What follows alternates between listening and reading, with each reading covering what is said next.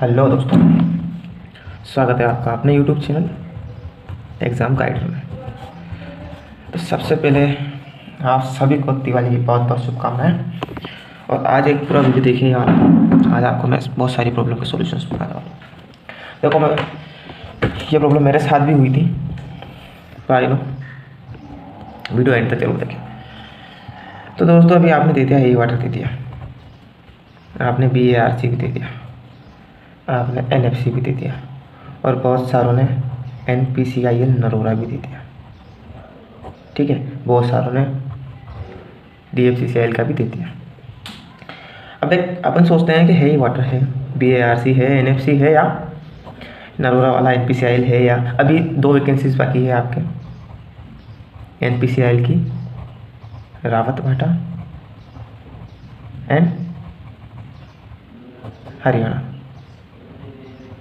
रावत भाटा एंड हरियाणा की 2 वैकेंसी आपके लिए बाकी है। तो इसके तो ITI के एग्ज़ाम हो चुके हैं और ऑपरेटर के अब होने वाले हैं। तो ITI वालों का तो पता है, यहाँ पर हो गया, जिनका भी होना था नहीं होना था सब हो गया। अब वेट करें हरियाणा वाली का। तो मेरा मेन ये है मोटिव कि चाहे ITI हो चाहे ऑपरेटर हो, आप लोगों ने सबसे पहले दिया नरोरा। आपने पेपर देखा, आपको लगा होगा कि ये 50 क्वेश्चन है, ये मैं कर सकता था,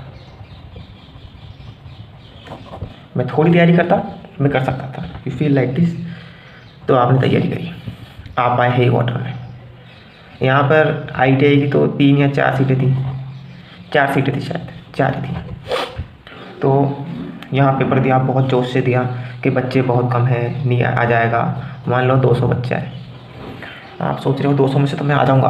अरे 200 ही तो है, पर एक चीज़ ध्यान रखना हमेशा, जहाँ पर केवल 200 बच्चे हैं वो 200 वही हैं जो सिलेक्शन लेने वाले हैं, जिनसे आपका कंपटीशन है। ये मेन कंपटीशन वाले वही होंगे जो आपको इन 3-4 पोस्टों पर मिलेंगे। आपने यहाँ भी दिया, बहुत जोशों शोरों से दिया, बहुत मेहनत करी, नहीं आया। यहाँ पर भी नहीं आया। रीज़न क्या है मैं बताऊँगा आपको क्यों नहीं आया, वीडियो को देखें पूरा। फिर आया BARC में आया भैया, यहाँ पेपर देखा, बहुत सरल आया, स्टेज 1 भी बहुत सरल आया, स्टेज 2 भी बहुत सरल आया। भैया BARC में उठ के आ गए अपन तो, कि अब तो BARC में पक्का ही है। पर यकीन मानो, BARC का स्टेज 1, एक बार कमेंट करके मेरे को बता देना कि आपने BARC के स्टेज 1 में कितने क्वेश्चन अटेम्प्ट किए। स्टेज 1 में मैंने खुद ने भी दिया, इसलिए पूछ रहा हूँ कितने अटेम्प्ट किए और कितने आपके सही हैं उसमें से, जो आपको उस टाइम लगे कि नहीं मैंने इतने तो सही कर ही दिए। इसका पेपर, इसको कहते हैं स्टेज 1। और जिसमें ITI वाले तो है ना, इनके तोते उड़ गए थे स्टेज 1 में। मैंने भी दिया था और मैंने ITI वाला ही दिया था। ठीक है, ऑपरेटर वाले में मैं रिटर्न आ गया था, ऑपरेटर वाला भी था मेरा अगले दिन नेक्स्ट दिन, पर मैंने दिया ITI वाला। और इसमें क्या उड़ गए थे, तोते उड़ गए थे फर्स्ट स्टेज में।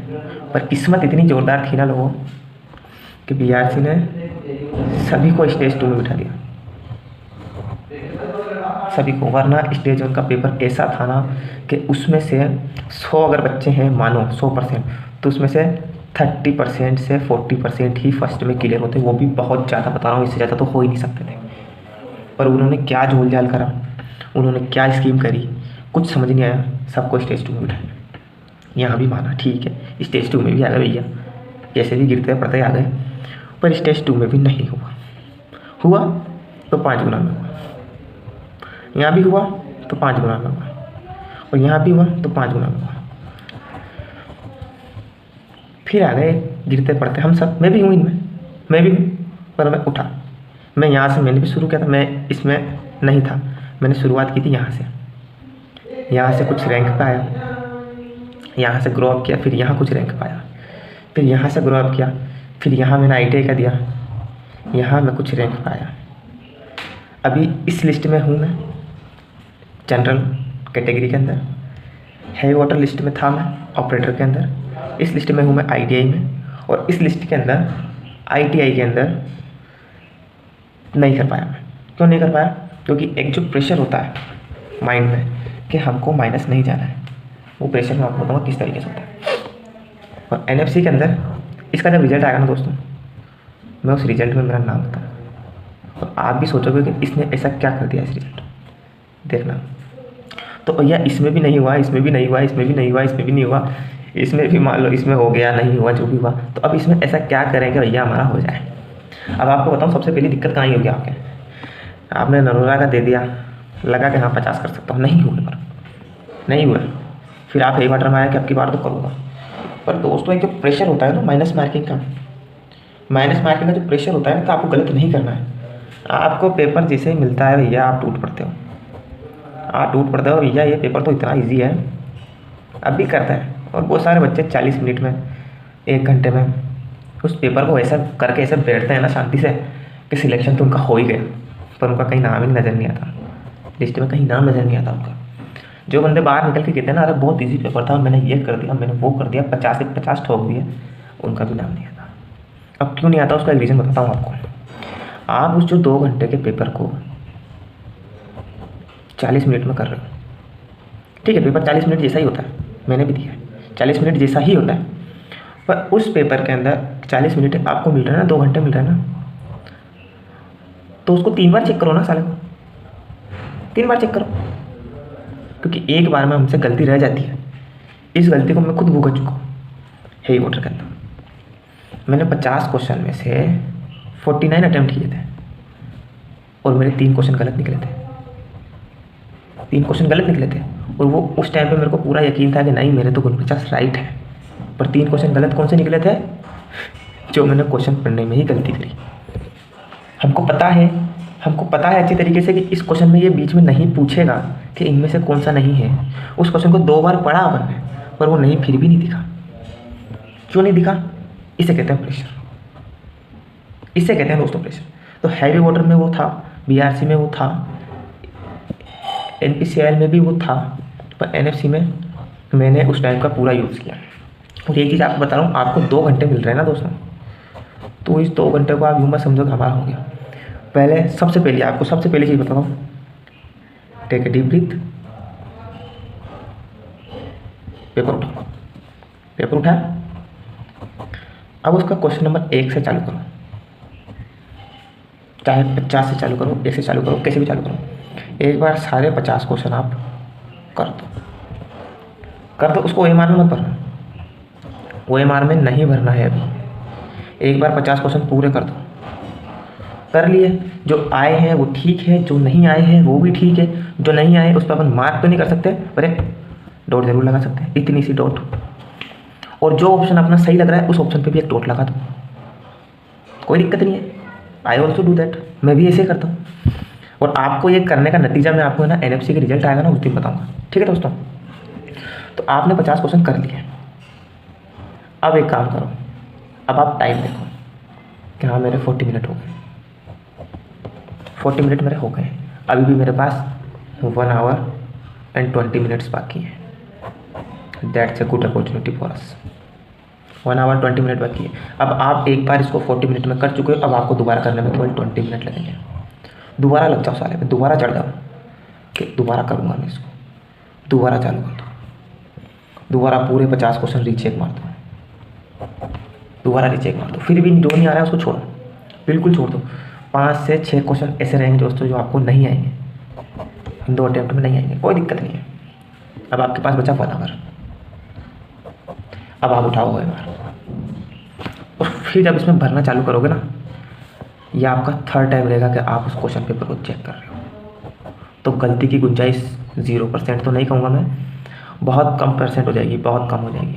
इतनी कम गुंजाइश हो जाएगी कि आपका सिलेक्शन हो पाएगा। ये सब पढ़ाई की बात है दोस्तों, तो पढ़ाई तो आपको करनी ही पड़ेगी। तो OMR जब भर रहे हो, तो जब पहला क्वेश्चन भर रहे हो ना OMR के अंदर, तो पहले उस क्वेश्चन को चेक करो कि आंसर वही होगा कि नहीं होगा। डाउट हो रहा है, उस क्वेश्चन को दोबारा सोल्व करो, पूरा उसको कंफर्म करो, देन OMR में फिल करो। तो हमारा 45 to 46 क्वेश्चन OMR में फिल हो गए। बचे क्या? 5 to 6 क्वेश्चन बचे, और यही वो 5 से 6 क्वेश्चन है जो सिलेक्शन दिलाते हैं। ये जो आप 46, 45 कर चुके हैं ना, ये सब लोग कर लेते हैं। और अगर आप यही करते हो तो आप केवल 5 गुना में आते हो। That's a big reason. 5 गुना में आने का ये सबसे बड़ा रीज़न है। I also face that problem. अब ये 5 से 6 क्वेश्चन हो गए हैं। अब आप थर्ड टाइम आप उसको 40 मिनट्स में भर लोगे and finally you have 20 minutes extra for those questions. ये 5 से 6 क्वेश्चन है, इनके लिए आपके पास 20 मिनट है। अगर आप एक क्वेश्चन को 5 मिनट भी देते हैं, सोचते हैं, बहुत ध्यान लगाते हैं, तो भी 5 मिनट बहुत होते हैं, बहुत होते हैं। अब इन 5 क्वेश्चन में से आपको दोस्तों कुछ क्वेश्चन 50-50 वाले लगते हैं, 50-50 वाले लगेंगे, उन 50-50 वालों को आपको पिक करना है। अब यहाँ पे आपकी स्किल्स के साथ प्रेशर, नेगेटिव का प्रेशर, सिलेक्शन का प्रेशर, ये जो प्रेशर है ना, इन 5 से 6 क्वेश्चंस में नज़र आएगा। और यहाँ आप उस प्रेशर को कैसे हैंडल करते हैं, कैसे उस प्रेशर के साथ डील करते हैं, यही आपका सिलेक्शन है। चाहे बच्चे 10,000 हो, चाहे बच्चे 5,000 हो, मैंने खुद ने देखा और मैं खुद है ना, मतलब 10 से 40 की लिस्ट में घूम रहा हूँ, या तो मैं 10 से 40 के बीच में ही आ रहा हूँ। बस ये NPCL वाली लिस्ट में कुछ कह नहीं सकते। जनरल की जो 30 कैंडिडेट है इलेक्ट्रिशियन के, उनमें तो मैं हूँ, और उस 30 में किस पोजीशन पे हूँ ये भी उन्होंने रिवील ही नहीं करा है, तो कुछ कह नहीं सकता मैं। जब भी रिवील होगा जरूर बताऊँगा दोस्तों। और अभी जब दिवाली के बाद इसका स्किल टेस्ट होने वाला है, उस पर भी मैं आपको सूचना दूंगा, उस पर भी आपको मैं वीडियो बना दूंगा कि क्या कराया, क्या नहीं कराया, कैसा था, कैसा नहीं था, क्या उसके अच्छा लगा है, क्या करना चाहिए अपन को, क्या नहीं करना चाहिए, सब कुछ। तो ये जो 5-6 क्वेश्चन से इससे आपको डील करना आना चाहिए। अब आखिरी बात, ये तो हो गया, ये सब रामायण हो गई, दिवाली पर सारी रामायण हमने कर ली। अब देखो, अभी दिवाली के मजे तो केवल हेवी वाटर ही लगा है। हेवी वाटर में जिनके सिलेक्शन हो चुके हैं, जिनकी ज्वाइनिंग हो चुकी है, BRC का बाकी है अभी प्रोसीजर, NPCL का प्रोसीजर बाकी है, NFC का प्रोसीजर बाकी है, तो you have to wait. But this is the last chance for you NPCL। अगर आपको DIE में ही अच्छी जगह रावत भाटा जैसे एरिया में नौकरी करनी है, और अगर आप स्पेशली रावत भाटा कोटा के हैं, तो आपके लिए बहुत ही सुनहरा मौका है। तो दोस्तों अभी आपको एक बात बता दूँ, राजस्थान गवर्नमेंट है, बहुत सालों बाद तो इन्होंने वैकेंसी निकाली है और ये अभी निकल जाएगी। इसके बाद स्टेट का तो कोई भरोसा नहीं है, तो स्टेट भी निकाल सकता था, स्टेट ने निकाल दी। स्टेट जो कर सकता था स्टेट कर देगा, पर DIE जो अपने सेंट्रल का होता है, इसकी जितनी भी वैकेंसीज थी, ये अब कम से कम आपको 1-2 साल वेट करना पड़ेगा, 1-2 साल वेट करना पड़ेगा वैकेंसी के लिए। उसके बाद मिनिमम 6 महीने एग्ज़ाम के और मिनिमम 6 महीने प्रोसीजर के, मतलब 3 इयर्स मान के चलो। और 3 साल निकालना बहुत मुश्किल होता है दोस्तों, बहुत मुश्किल, क्योंकि जो प्रेशर होता है उस प्रेशर को झेलना बहुत मुश्किल होता है। अभी तो कोरोना था, इसलिए सबने झेल लिया, कोई दिक्कत नहीं, कोरोना में कोई कुछ नहीं बोला, क्योंकि एग्ज़ाम ही नहीं है। पर this is the last chance for you, तो आप जम के मेहनत कर लो। मैंने मैथमेटिक्स के रिगार्डिंग तो NPCL की अभी 11th से मैंने स्टार्ट किया। 11th से जब एक्सरसाइज फर्स्ट से मैंने वीडियो बनाना आपके लिए शुरू करी है, तो एक्सरसाइज फर्स्ट से एंड तक टॉपिक वाइज आपके लिए इस तरीके से एक एक्सरसाइज के अंदर से क्वेश्चन निकाले हैं कि आपका पूरा एक्सरसाइज कंप्लीट हो जाए। तो आप बस है ना उन वीडियोस को देख लो, समझ लो, एक बार कर लो, तो आपका मैथ तो फ्री, मैथ फ्री। बची फिजिक्स और केमिस्ट्री की बात, उसका भी कुछ करेंगे, ठीक है। तो आखिरी तक देखने के लिए धन्यवाद, मिलते हैं अगली वीडियो में, और आप सभी को दिवाली की बहुत बहुत शुभकामनाएं, खूब मजे लो।